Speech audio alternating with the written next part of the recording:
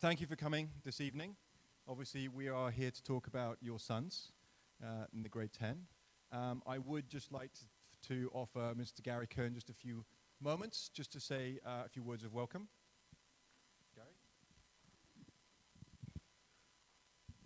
Gary? Good evening, everyone. I wanted to just take a quick moment and introduce myself to most of you. My name is Gary Kern. I'm the new principal of the senior school. Welcome to the evening. I think you're going to enjoy the next hour or so.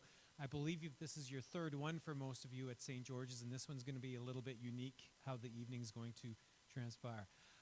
Being the new principal to the senior school has been, I think, quite exciting over the last 3.5 weeks. We hit the ground running. It's been extremely busy for a lot of the boys, as you know, as they come home with all of their homework and all their co-curriculars. I do encourage you, grade 10 is the year for your sons to really dig deep into those things that interest them. And so I really encourage you to continue to help them explore all the different things that the school has to offer. So thank you very much for coming tonight, and I look forward to talking with all of you later. Thank you. Thank you.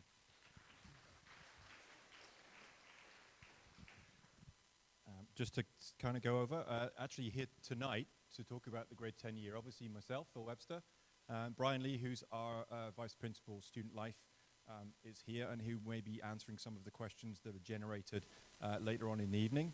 Miss Heather Schutzer, who is one of our personal counselors, is on her way. She did have an earlier engagement, but she should be here for the juicy bits later on. All right, we did Gary already. Okay, we'll move on. The grade 10 year is, as Gary's mentioned, is a very interesting one. I really enjoy my role as head of grade 10. It's that real change year. Somebody asked me to sort of sum up what grade 10's all about, and I think it really is that year when the boys, generally speaking, if you think of sort of back to last June when they're still little grade 9s and running around on the field doing crazy things. And then when they come back in another year and a bit as grade 11 students, it's an incredible change. When I look now at the current grade 11 students and think back to this time last year, the majority have gone through a huge change. Some of them physically have grown and really grown. And most of them you're able to have those different kind of conversations with them. It's not so much as tucking your tie and the sort of details like that. You're actually having meaningful conversations with the boys. So that happens during the grade 10 year, and it happens at a different pace for some of the boys. But that's really what it's all about. And it's also a change for them because things are starting to seem a little bit more serious, perhaps. But it's still an opportunity to really spread their wings and try something new still. And as Gary mentioned, that's where we really want your help as well, as to encourage them when they find that passion to really hone in on it. They are really, some of them are actually in courses and competing on sports teams and are mixing with grade 11 and 12 senior students in bands and things like that. So it's that middle year. Sometimes called the lost year. I do not see it that way. It's a real opportunity. One of the things that I told the boys at their first grade meeting, which I would like to share with you, is I really want them to try their hardest at some point during the year. Grade 11 is not the time to find out that if you really have to try and work hard, you don't want to find out that it's difficult then. You want to try now. And that doesn't mean to say that it has to be the whole year. We're not saying slack off. We're saying at some point during the year, really dive into a subject. Really get involved in something that you find passionate. You find a real interest, really dive into it, and let's see what happens. Because if it kind of doesn't work, it's okay, because it's still grade 10. But at the same time, if they really do find that passion, then they can run with it. And what we find with our grade 11 and then obviously our grade 12s is it's the ones with that real passion, and it's something other than the academics that they can then use in university applications. And that's really what universities are looking for nowadays, is it's not so much the marks, it's not the number of APs, it's not the scores, it's what else are you going to contribute? And that's where grade 10 is a real exploration. It's also a difficult year in terms of the amount of work that's going on, the busyness of the place, and there are a number of issues which do come up which are particular to grade 10. We have our own idea of what those are. What I'd like to do is spend some time with you this evening in a bit of a parent collaboration activity. So what I would like to run through is, it's actually something that we've been doing with the boys over the last few years, and we want to try and identify and address the grade 10 specific issues facing your sons. So what is it about the grade 10 year that kind of is a bit different from the other ones, that things are starting to surface? And to do this, we're going to do, you are going to do a little bit of work. So, is that up there yet? It is. Okay. I'll run through the whole thing, and then you need to listen for me to stop you, because one of the things which happens is when we get adults talking to each other, we can't stop them. You are worse than the boys. The boys know that when Sir or Ma'am stands up and then they know, right? You've got out of that training habit and you just carry on your little conversation, and it's great. But this activity does have some time limits, so if you would bear with me and move along with that, it would be great. So, you will see, and you don't have to use the big pieces of paper will come later. There are some small pieces of paper, there are some pens, if you would like to do this. But I'd like you, sort of on your own, thinking to yourself, so this is not a conversation, is to record the key issues that you feel your son faces. So this is not necessarily your issues. I should have asked you to leave those at the door. This is what you think your son would be facing this year. So just take 30 seconds. If you need to jot them down, there are bits of paper around, or use your phones, or just for the exercise. And just think, what are the issues facing your son? 2, 3, 4, as many as you like, and I'll bring you back and we'll move on to the next thing in about a minute. Okay?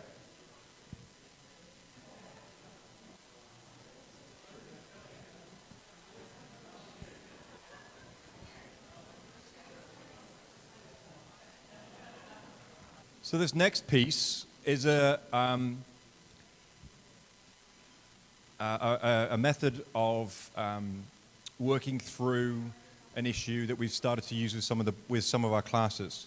And so this is, you might hear this term in sort of banded around. We have different things. We've got project-based learning, we've got guided inquiry, we've got some other things moving as well. This is called a protocol. I don't know if anybody's familiar with those, but it's a way of sort of gathering information and sort of honing in onto a particular topic. And so this is something which we've been using in some of the classrooms.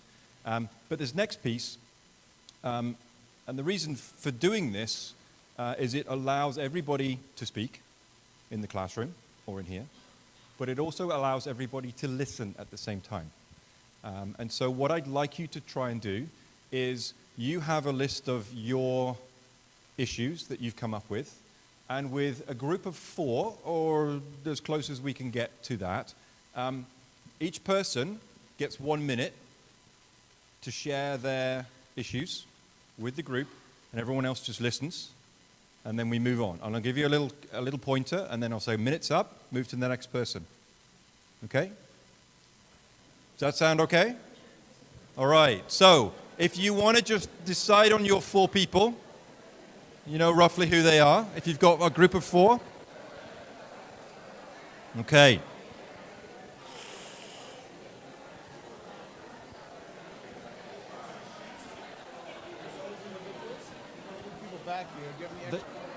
Okay, how you doing? Is that good? I guess this is where it gets difficult. Hello. It is a good sign. What is fantastic about all of this is that you're all talking to each other. But I need to give you the next instruction. All right, we're getting there. So I'm kind of guessing that you kind of merged into that 2 minutes of open discussion naturally then, yes? Okay. So when we were doing this with the boys, they listened very attentively to each other for a minute, and we time it. So obviously I've been wandering around, there's some great discussions there already. So what I would like, we need to try and get this information to sort of distill it a little bit. And so what I'd like you to try and do is that there is sort of a group of four, maybe there's two or three groups of four around a big piece of paper. And what I'd like you to try and do is, from the discussions you've just had, try and identify the top three in your little group of four that you think were the most pressing, and add those to that big piece of paper. And short little words would be useful here. So sort of, if you're on one of these big tables, maybe half the group together, each little group of four gets to put down three. Obviously, if something's already been put down, then we don't need to repeat it. But what we're trying to do is get a whole range of issues which have come up, and that's one way of doing it. So if you've got sort of a two, maybe three little groups of four, decide on yours each, and then those can go on the sheet. Okay? And I'll give you, and then we'll spend probably, this will take maybe 5 minutes to do. Okay?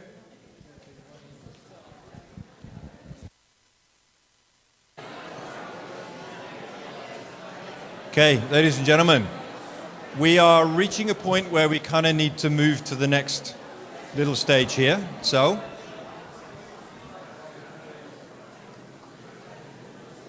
thank you. This next bit is where you get to stretch your legs a little bit, because what I'd like you to do is, obviously we've got at least 2 sheets on each big table, and we've got a couple of little sheets at the back there as well.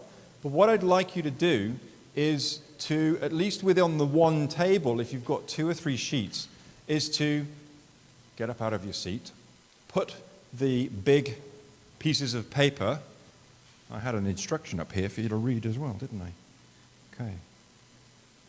Right, so you're going to put all the big pieces of paper together in the center, and then get up out of your seat, walk around, and somebody can take responsibility for this, is to sort of see if there's crossover between the 2 sheets, if there's any duplication, and sort of notice that, or eliminate one, or cross it out, or whatever you want to do. Okay? See what the other group have come up with as well. There's a whole range of stuff. There are some similarities. But if you could do that for sort of 2 or 3 minutes, just so that we boil it down to sort of 4 different groups, that would be great.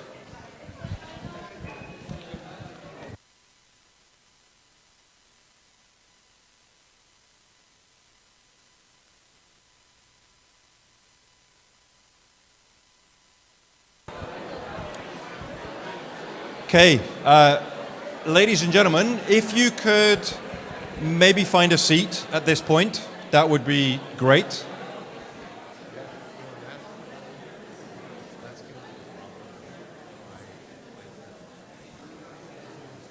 All right, we're going to kind of wrap this section up in a moment.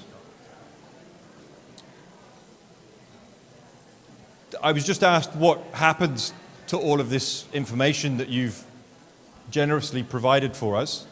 We're going to collect in all of these. So although in a second we're going to try and sort of highlight the major issues that seem to be upcoming with your sons, I'm going to collate all of this information. We'll have some help collating all this information, put it all together, and then I will be writing a sort of article either in the e-news or a direct communication to you, sort of reporting back to you. This is what your issues were. And it will be interesting to you, I think, because we often do this same exercise, maybe not in quite this format, with the boys through their advisor groups. And it is always interesting to see what you as parents think are the issues that your sons face compared to what they think the issues are. there's definitely overlap, but there's definitely some differences going on as well. So I think that's valuable information for you. That'll be coming down the road. At this point, I'm going to wrap this piece up by doing two things. One, if one volunteer from each big table wouldn't mind, or if they don't mind, one volunteer just to sort of quickly scan through and sort of choose the top 3 that are on your table. And then I'd love for you to be able to share that very quickly, just those top 3 issues. No real reasons behind it, just what are the issues, with the rest of the room here. And then when we've done that, we've heard sort of 3, 3, 3, and 3. Either me or Brian or Heather might be able to address some of those issues or just mention that either this is something that we recognize or this is something that we are able to address through this program or this class or in this discussion with the boys. So, would you mind having a volunteer from somewhere? I'm starting over here now. Do we have a volunteer who's here that can tell us who's going to do it? There's the mic. Okay. Okay. So we have time management Time and management. organization. Do I read the top 3? Okay. Just Okay. say them. Just say each 3. Okay. Parties, girls, pressure, drugs and alcohol. Okay. Too much homework on computer. Okay. Thank you.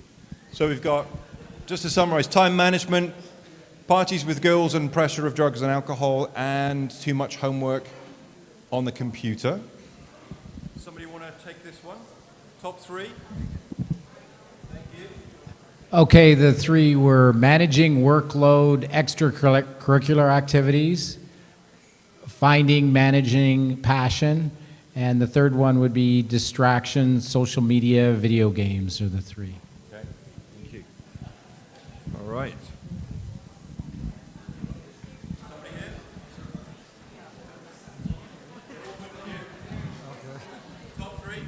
Yeah, number 1 would be time management. Another one is lack of direction or understanding their focus, their passions, maybe.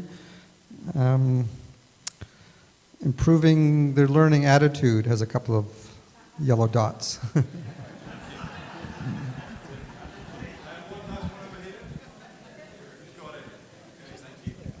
The clear leader for us was time management also. Part of it was the fear of missing out and having to sort of make decisions and cut things that they've done before.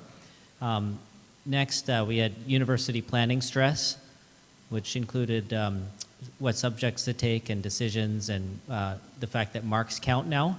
And a distant third was peer pressure and girls and parent pressure. Okay. Okay, so we've clearly got some identified there.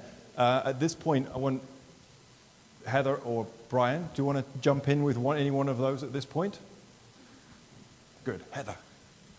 Heather's going to pick one.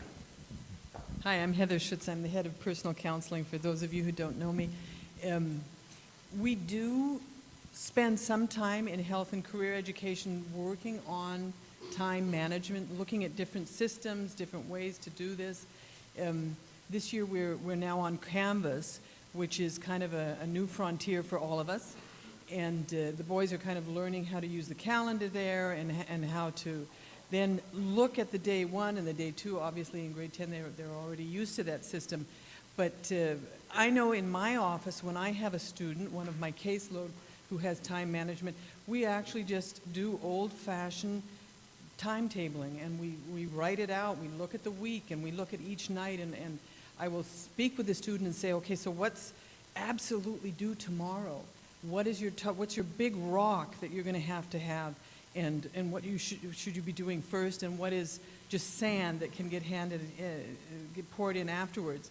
So it's definitely a topic for us. We work at it in the different subjects. Socials, I know, spends a bit of time with note taking and how to do their notation for research, and it is obviously a big issue for some students more than others, and it certainly is something that we work on. Brian, you might want to add something about Planning 10. Yeah, good evening, everyone. I was just going to say initially, Yeah, I'll do university choices. Hands up if you were here last night at the presentation, Boy Oh Boy. So for those of you who are doubling up both last night as well as today, we're going to offer a tuition break for you for making that extra time in. For those of you who weren't in, maybe next year you can come in at both sessions. So don't quote me on the tuition break, please. I was just joking. It's on the record that I was just joking. But I'll tackle the piece dealing with post-secondary, I guess, planning and university planning, if you will. It's interesting because each year, the topics that are coming to the forefront of as concerns by parents, they're usually there, but they kind of rank in different order depending on the group we're working with. And university, I guess, anxieties is certainly one that's usually at the top. How do we address that here at the school? When do we begin?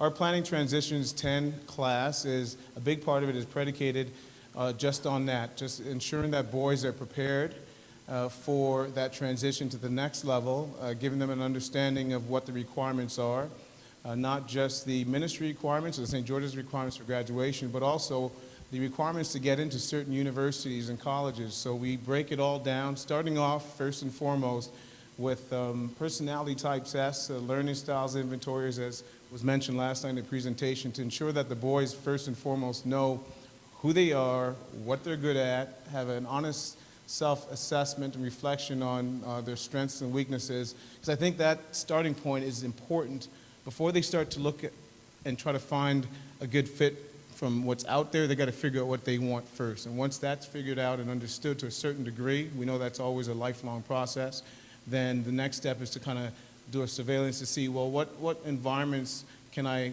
place myself in over the next 4 years that would be a good fit for me. And so we really look at cut point marks, threshold grades, as well as courses that you're going to need to get in certain programs. So if an individual wants to go into the Faculty of Arts, Business, Sciences, Engineering, whatever the case may be, they will know exactly what courses they need to have in their transcript.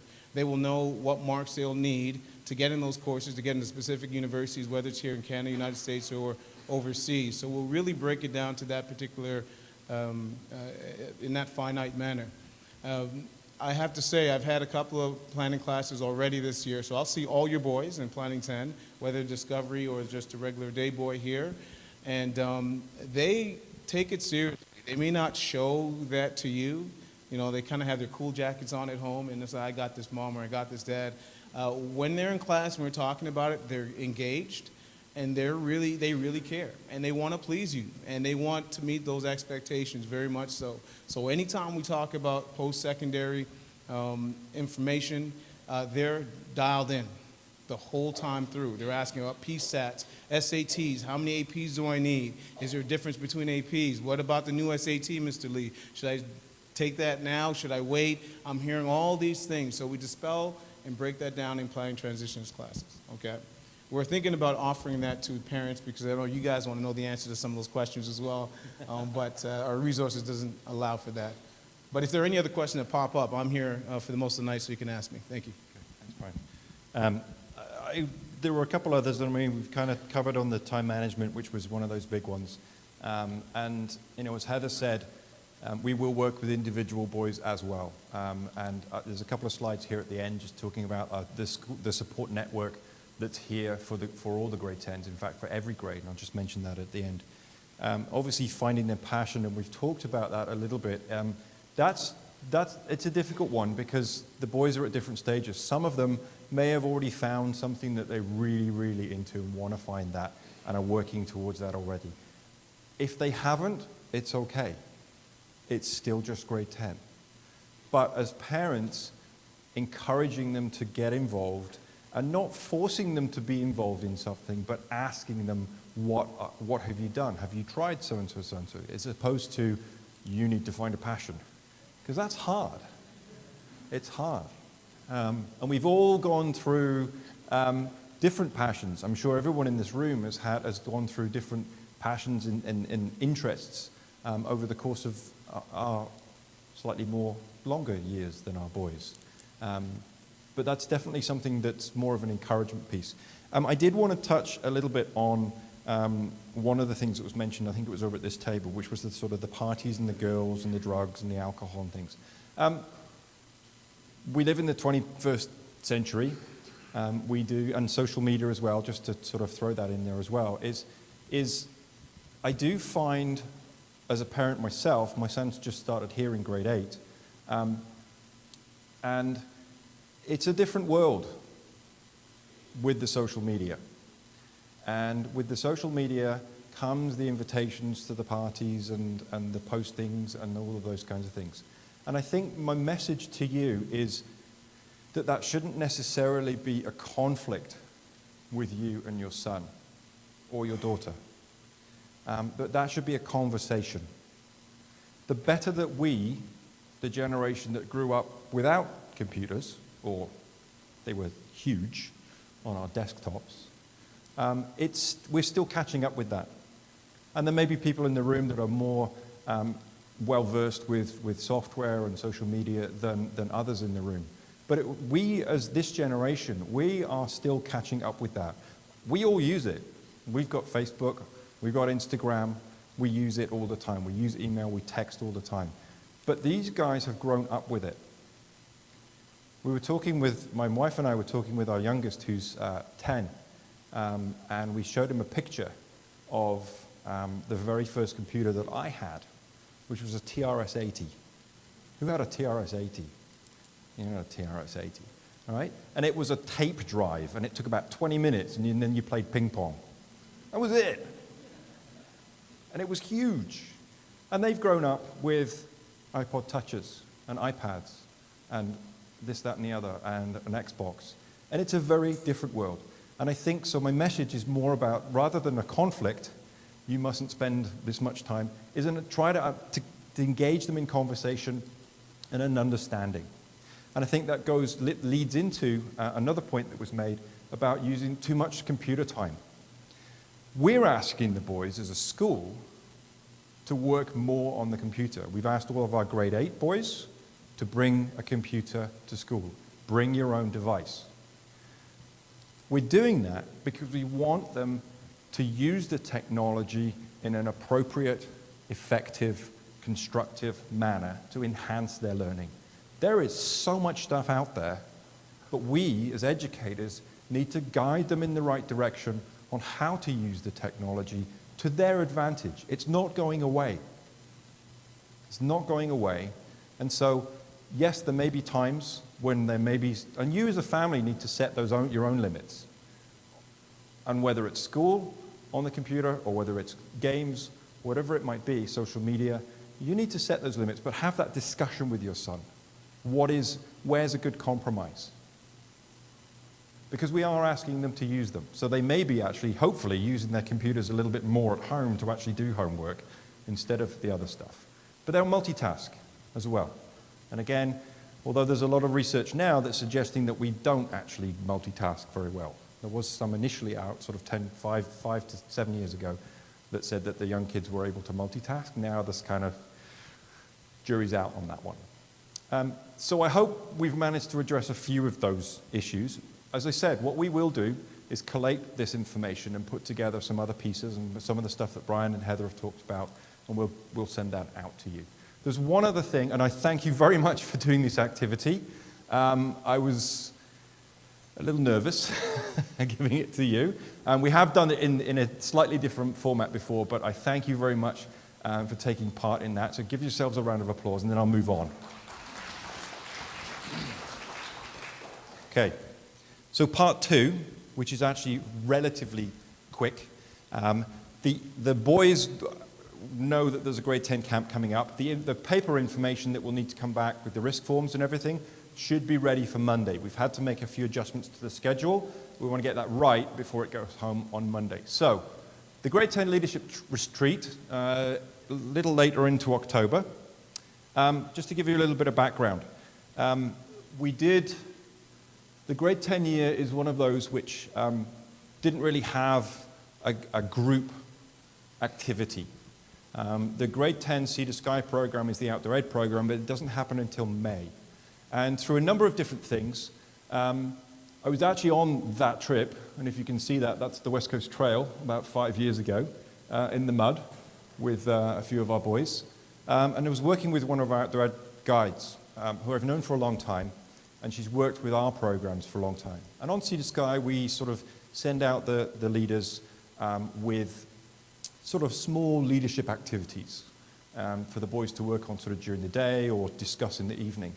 And Kelly said to me, this was a fantastic group to work with, and they really had to push themselves through the West Coast Trail. And weather on a couple of occasions was absolutely awful. We were up to our knees, literally, you can see it in the mud.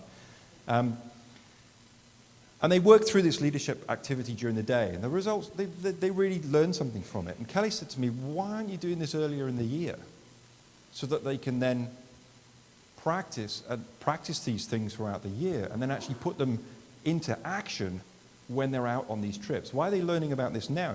Is there a chance that you could do this? And I really had to think about that. We then were sort of in the process where our strategic plan had just sort of been ratified and we were moving into it. We also did a student survey back then. And throughout those sort of 3 or 4 different pieces came the Grade 10 Leadership Camp. So the idea was to get the whole group, a whole grade together for a short period of time, work on something together as a grade, which was completely different from their classroom stuff. And it wasn't necessarily an outdoor ed trip, so they're not worried about getting muddy like these guys were. I'm not expecting you to read that. It is a busy schedule. We do have a bunch of different workshops over the 2 days. It is a very busy schedule, but I guarantee you that this will be the fifth iteration of this camp, and the boys that have done it before, some of them, it's the highlight of their year. And so just to kind of go through the sort of program, the boys do it through their advisor groups, and we put 2 advisor groups together, and they become an animal name. And we start off the camp by giving them a First Nations story, which tells a little bit about that First Nations animal. So examples up there, we've obviously got things like the bear and the otter, salmon and the raven. And the First Nations obviously have stories about these animals which relate quite nicely to leadership type activities. The animals have certain qualities, there are stories, and so what we do is we put the boys into the groups, they read the story, and they sort of draw out through discussion the leadership qualities of that particular animal. Okay? And that's just to get things started. We then move on, and there are a bunch of different activities. I'm going to stand here to do this, Alan. We go to Camp Square, which is where your boys went in grade 8. We've actually been going to Camp Square longer than the grade 8s. I just had to get that in there. They do obviously have an excellent high ropes and a low ropes course, and we do one of those activities or the other. So they don't necessarily get to do both, but they're definitely outside for some of that activities. And obviously with things like the high ropes, that's more of a personal challenge to get over some fears. The low ropes, a lot of that stuff is to do with group dynamic and working together. There's just a few of those pictures from last time. All of the boys will go through some team challenges or initiative challenges in the small groups. Those are indoors or outdoors, and those are more problem solving. So it's just not so much of the sort of physical challenge where they're trying to get everybody through a hoop or something like that. These are more sort of intellectual challenge and problem solving to get from sort of A to B or whatever that might be. Those are some of those. Brian mentioned personality inventory. The boys in grade 8 were introduced to the True Colors personality profile. And I think we will indeed be repeating that with them this year. 2 reasons. One, there are quite a few new boys either in grade 9 or in grade 10. And we want to give the boys an opportunity to see whether they've changed at all from grade 8 to grade 10. We will keep that data. It is quite useful. I can mention a little bit about that, how we might use that data later. And the other reason is that we then take it a little bit further. Because most of them have been introduced to it, most of them remember what their primary color was, whether they were orange or blue or green or gold. What we try and do at the camp is to reinforce the idea that they have the whole spectrum, and we do an activity in sort of conflict resolution, problem solving, where it's sort of an activity in empathy. If you've got a problem with somebody and you need to sort it out, then knowing where they're coming from and them knowing where I'm coming from is probably it's the one thing that's going to make that conflict resolution successful. And so there's a bunch of different activities where we tap into and get them to think about. I mean, for example, I'm orange and my least is blue, so I need to figure out, well, what are those things that are blue that I might not understand about someone else that's got those personality traits, where I can empathize with that. And that it's a useful one. There's a bit of role play in that, which is always kind of fun to watch. And there we go. There's an ethics and communication workshop. Miss Coates, head of social studies, and she's obviously working with the Connect program this year. There is an activity in sort of leadership to do with ethics, where we look at some sort of hypothetical company situations, and the boys get to sort of decide what is the right course of action. The communication piece of that workshop, it's done in two halves. The communication piece is done to sort of those boys that maybe are a little bit, lack a little bit of confidence perhaps in communicating in classroom.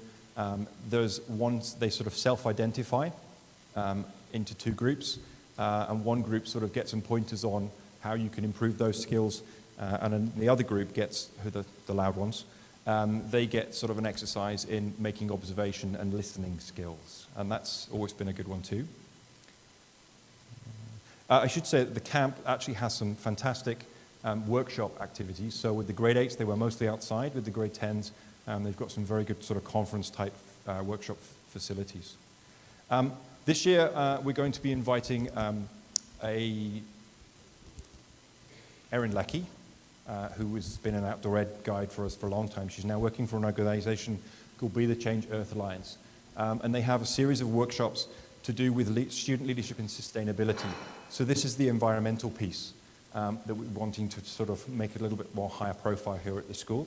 And she will be coming in and doing a workshop, an hour-long workshop with all of the boys over, it'll just be on the one day, with the idea that through those discussions, the boys can come up with some ideas and then put it through their advisor groups and the grade 10, the student government, to come up with a couple of initiatives, maybe just one, that they could achieve by the end of the year in the realm of the environment and sustainability. And we'd really like the grade to sort of have something that they can own, and that this would be something that they can then take with them. It's not just a one-off. Hopefully they can come up with some kind of event or initiative for this year, but then they will take that through to grade 11 and build on it, and then grade 12 and build on it. So it becomes a bit more of a legacy. And that's kind of the idea behind that one. And then the last one is Mr. Ziff and a new member of staff, Ms. Murphy, are going to run a workshop. They haven't quite decided on the sort of the title of this, but we're basically looking at sort of diversity, perhaps gender issues, but really around the topic of sort of respect. There's some individual work that the boys will be doing. They won't necessarily be sharing that, but it's sort of a self-analysis of where they're at. And we hope to obviously follow that up in our advisor program, where there are already some things sort of planned within the advisor program along those lines. So we're hoping that will fit what the boys do at camp, then they get reminded of a little bit later in the year. Okay. We then sort of close everything up at the end. The stories that they read at the beginning and the poster that they had where they kind of came up with the leadership, they then return to those at the end and add anything that they've discovered over the last 2 days. And then we'll bring those back with us, and they get to sort of look at those again later in the year and see where they're at. It's really a chance for me as well to have the whole grade together. We really don't have that opportunity that often in the school. We have our grade assemblies once a week, 8 through 10. I occasionally get a chance to talk to the boys, but it's usually about Sea to Sky or things that they need to do. And this is really an opportunity for me to just spend some time with them. it looks like they're all asleep on the floor in that picture, actually. And actually, they were. It's kind of fun. We did a sort of a mindful exercise at the end last year, and then we just kind of stopped it. And about 20 of them were just gone. It's a lot. It's an intense 2 days. And as you see, the logistics are we depart at really early, stupid o'clock on the Wednesday morning. I know you're all writing this down, and so there will be a parent letter coming out hopefully on Monday with all of these details. So by all means, that's the only thing you need to know, because that's when you get rid of him and when he comes back, right? Okay, so there will be some paperwork for you next week. Okay. Finally, I just wanted to go through that sort of student support piece. Obviously, there is a lot of support here at St. George's for your boys. Through the Student Life team, obviously, we've got our advisor groups. Their advisor teachers, they've now been, most of them, I know there's been a few switches of teachers, but they've been with that group for 3 years, and they will obviously continue on to grade 12. They should always look to their advisor as a person that they can go talk to. Well, obviously, we have a grade counselors. Thanks to Ms. Schutzer for being here this evening. We have our own grade counselors. We have the Student Health Center with Ms. Bodach. And if there's anything else, Mr. Lee is always available for your sons to come and talk about course planning or pretty much anything, actually. And then, obviously, the Director of Studies office with course selection will become more prevalent later in the year. And they can always know that Mr. Buceville, Mr. Workman, although they have specific cases, they are open to boys coming in and talking about things like time management, how do I manage my homework. We've got some really good sort of apps and things, the use of the phone, some good apps that are out there to do with sort of recording homework and giving the boys reminders about their homework. So one thing to write it down in your phone is another thing to actually remember it. Okay, deep breath. This is what I would like to achieve for the grade 10 year, is a bit of balance.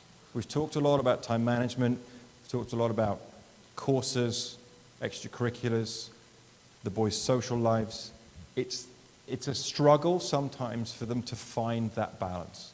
And it's collectively our job to guide them in the right direction. They will find their way, they absolutely will. And sometimes we're at that stage now where you need to give them perhaps a little bit of space, trust them. They are growing up, but at the same time, they're still your boys. At St. George's, that's kind of like what balance can be, and being pulled in all sorts of different directions. Sometimes it might be a balance which is a little bit scary. Anybody a mountain biker? This is on Seymour. That's not me. This is what we don't want to happen with balance. Definitely no thank you. And obviously, that is what we would like to see. So there's a lot of information. Thank you again for working your way through the activity. More information will come on the camp. Mr. Lee, thank you for being here. Mr. Schutzer, Mr. Hesketh for filming, and hi to everyone who's online. Thank you very much. So I know that Brian and I will be here around if you've got questions or you want to chat for 5 minutes.